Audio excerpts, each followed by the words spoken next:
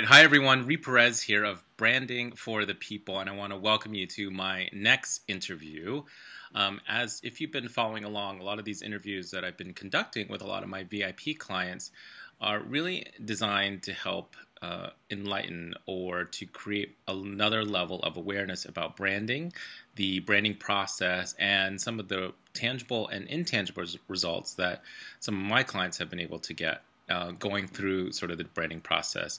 That being said, it all is designed to provide you some tips and some insights and to give great value as you're thinking about building your business and your brand. So with that being said, today I have my friend and colleague and client. We have multiple layers to our friendship and our relationship. Monica Shah of Revenue Breakthrough. Monica is a business coach. She is a former a brand manager at L'Oreal. She has her MBA from Kellogg School of Management.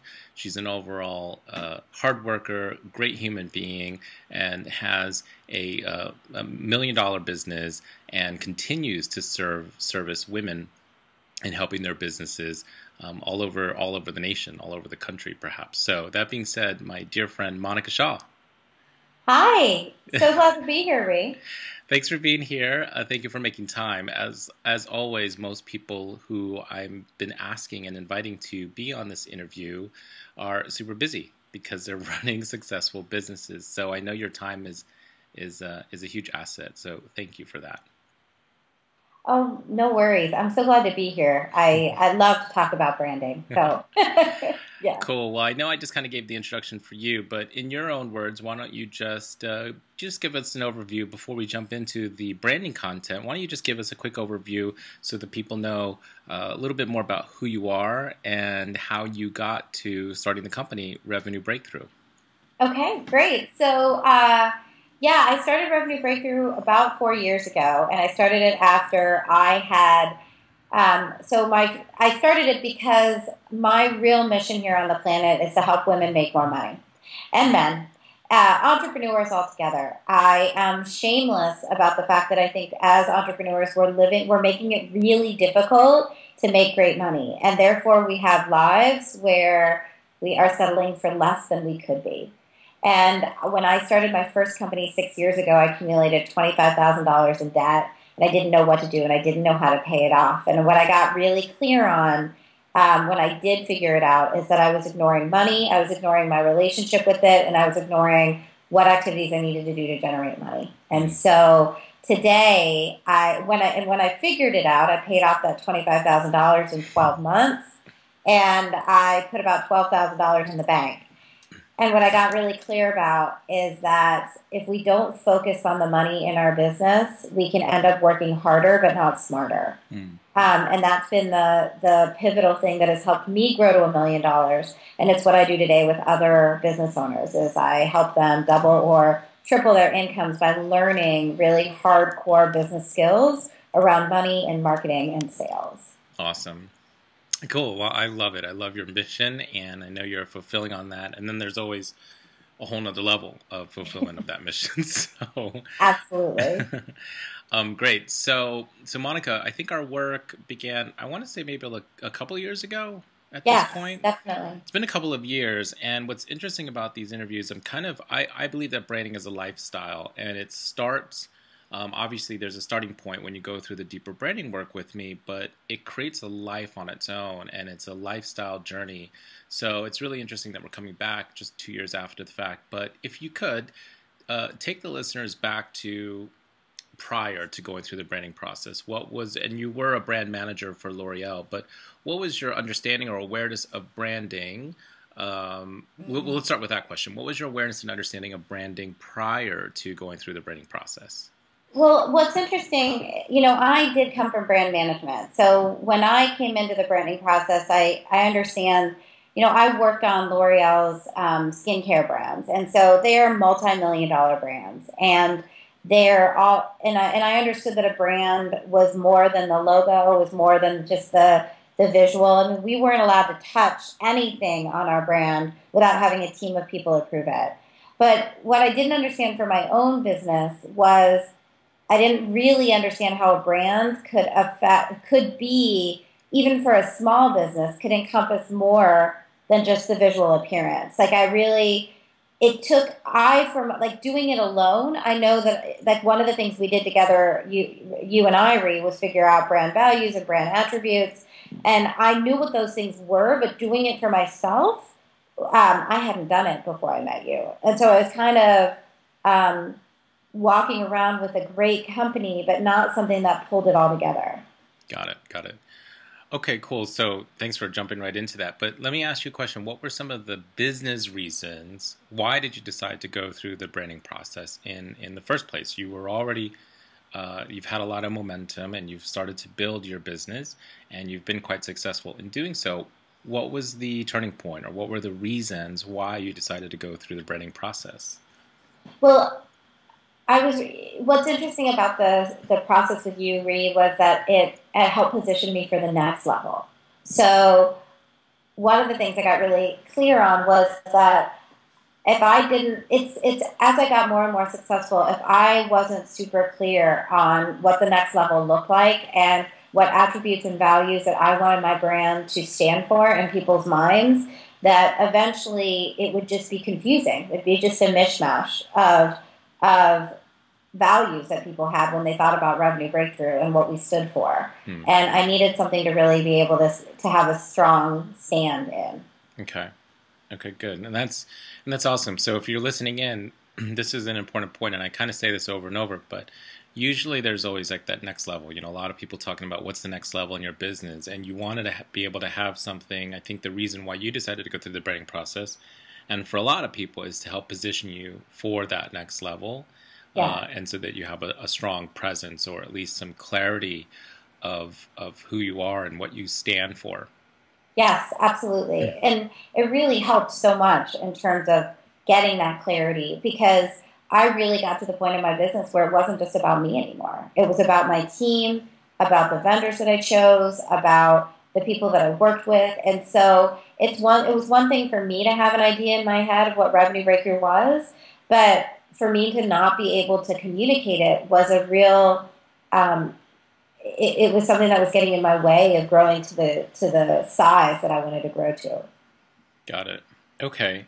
So now it's interesting. In our engagement, we focused purely on strategy, brand strategy, and most people skip over this part, right? They actually just go straight for the logo or straight for the website design, and nothing wrong with it, uh, depending on where you are in your business.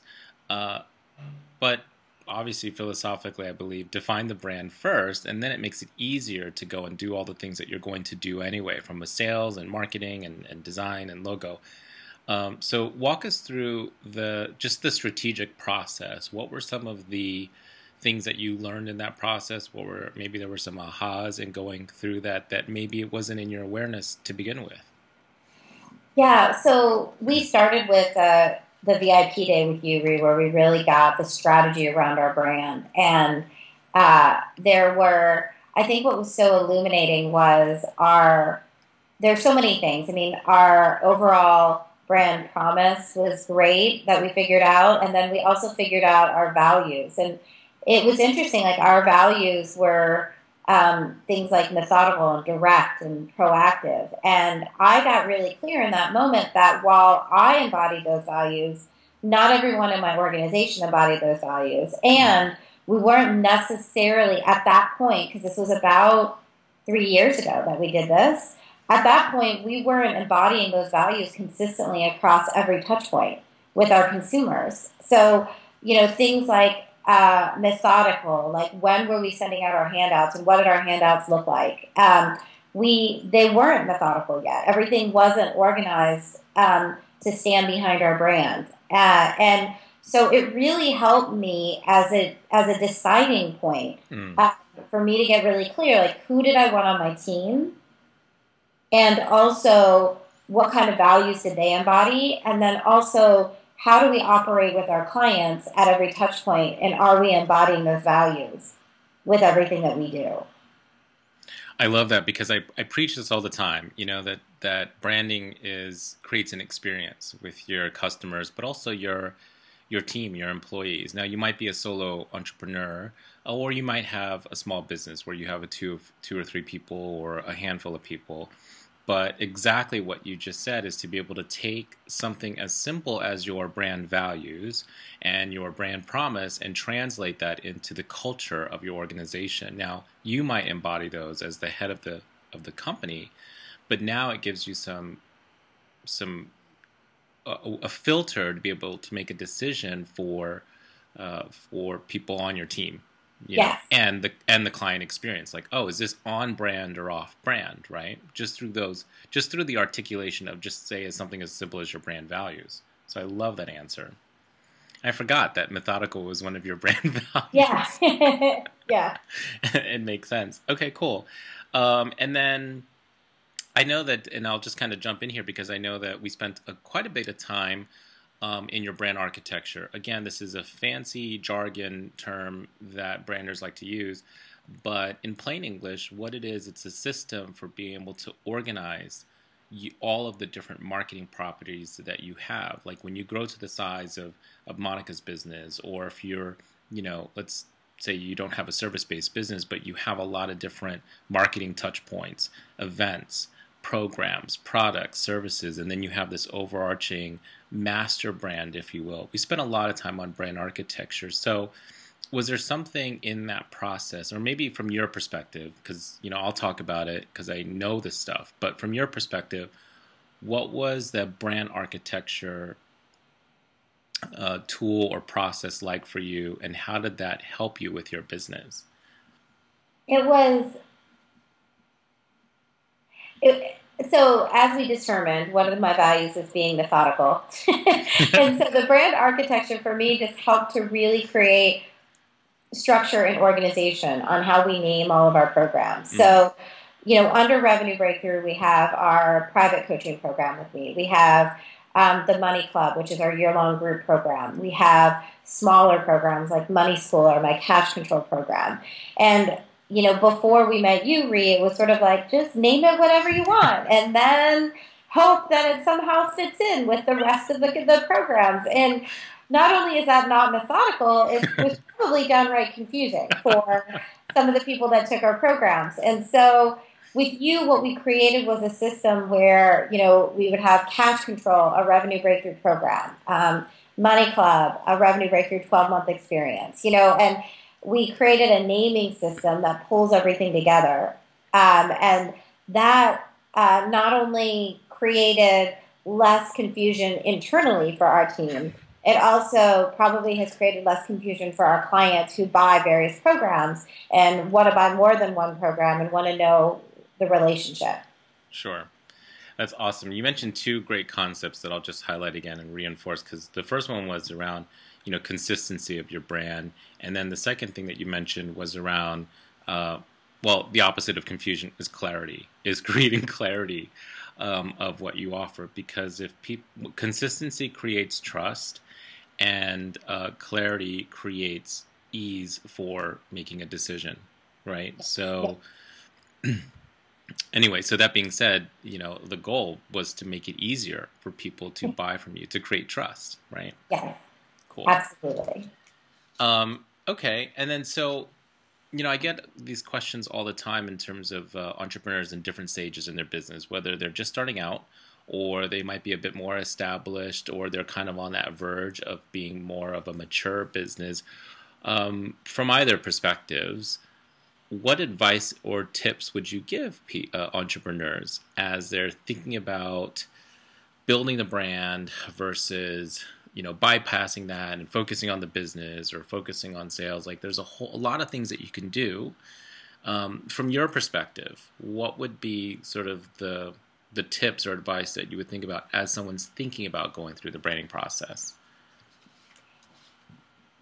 A couple things. I think one is to understand that the branding process is more than your logo and more than just your visual appearance. And Rhea, I know you do a lot of education around that with people, but what's interesting is a lot of people try to skip the step of understanding who you are, what you value, what you stand for, before you actually get into the creative of it. Right. And I can say that I know now that if you don't understand what your brand values are and your attributes and what your sort of core principles are, that what the creative that comes out will not actually represent you, and you won't like it. You may not even know why, but you won't like it. And it won't make you stand out, and it won't include a unique identity for you. So, I mean, that's really the first piece, is make sure you're doing the entire process in the branding process. And then the second piece is learning how, when you have the entire process done, to make sure that if you know what your brand attributes and values are for your brand, like, one of ours is methodical, the other is, direct, and it's proactive. And those are the values that we have. And one of the things we really try to do now is to try to make sure that those values are being upheld all throughout our business. So every person that comes in learns our brand values. We've built our core team, our core philosophies of our company, from those values, and even our artwork and our programs and the decisions that we make really align to the values. And so it makes it easier to make decisions because they either align or they don't align. I love that.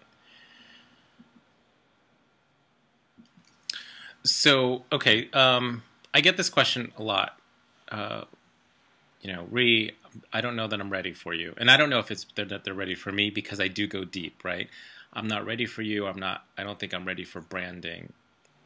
I'm not attached to the answer here in terms of what you might, what your answer might be, because you are also a business coach, and there's things that you do, there's things that you might need to develop first, like working on your money story, which you teach and coach on, right?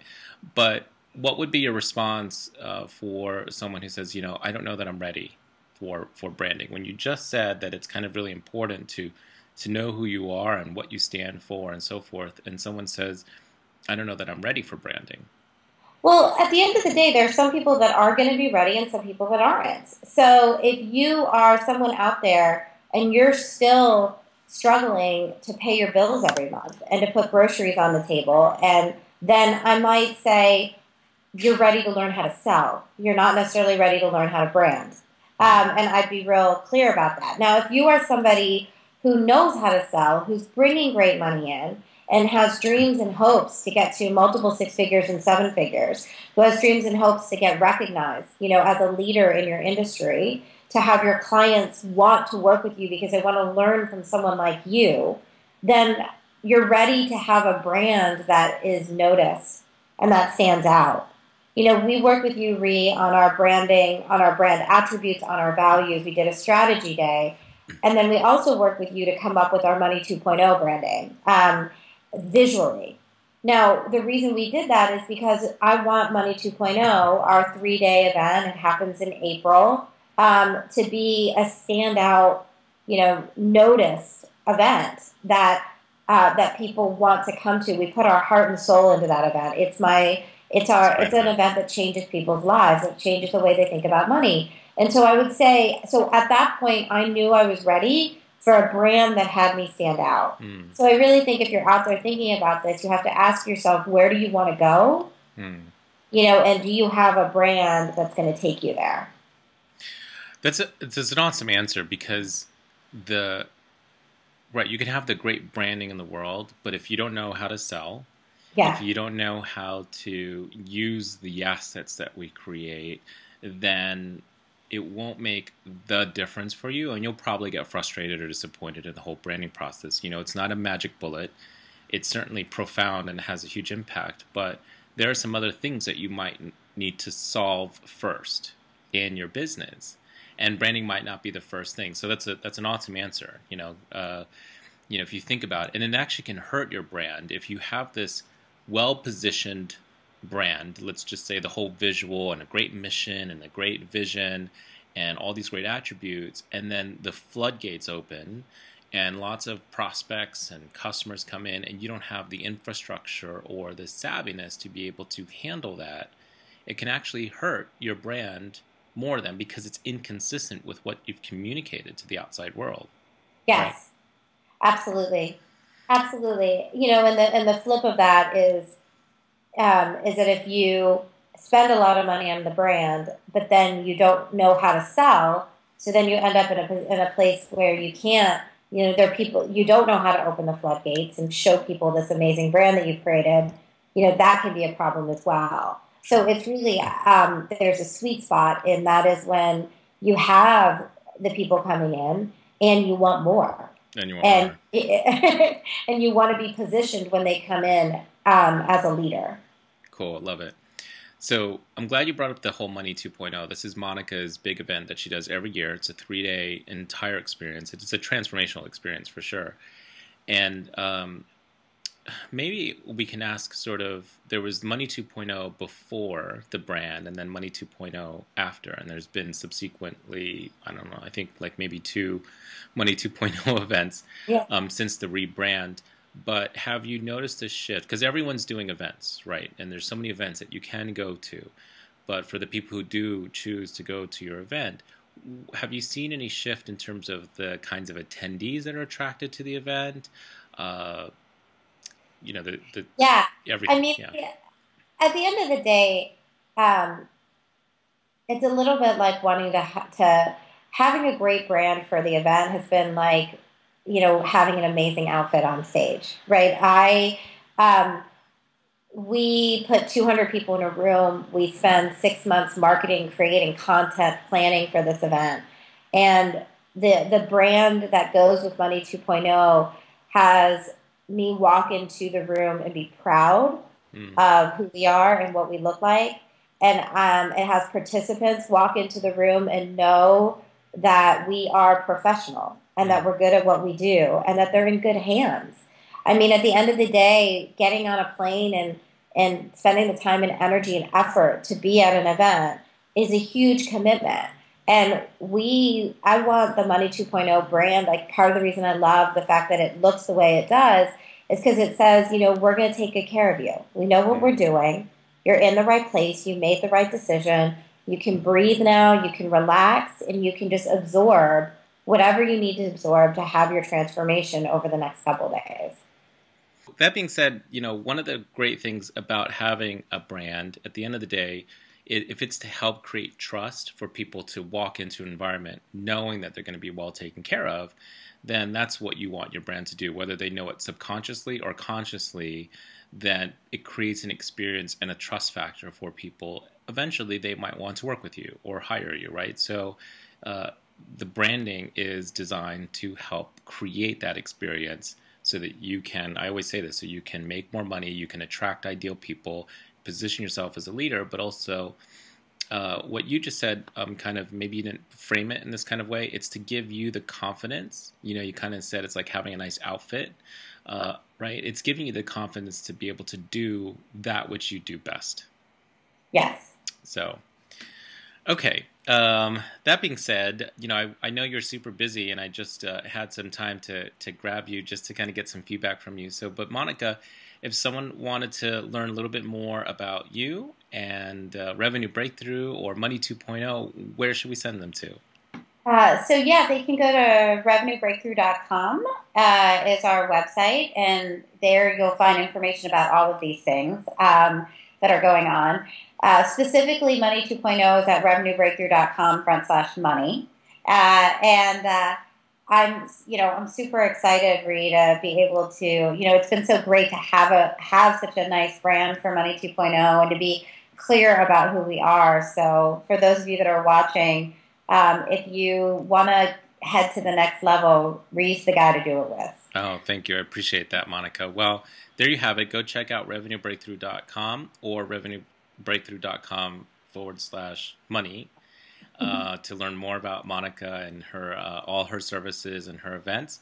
That being said, do me a favor, leave a comment below on this page. Leave a comment. Let us know what you learned or what you got out of this interview, and hopefully it provided great value for you as you're thinking about building your business, building your brand. And with that being said, Monica, thank you for your time, and I look forward to seeing you really soon. Awesome. Thanks, Ree. Take care. Thanks, everyone. Have a great day, and we'll see you on the next interview.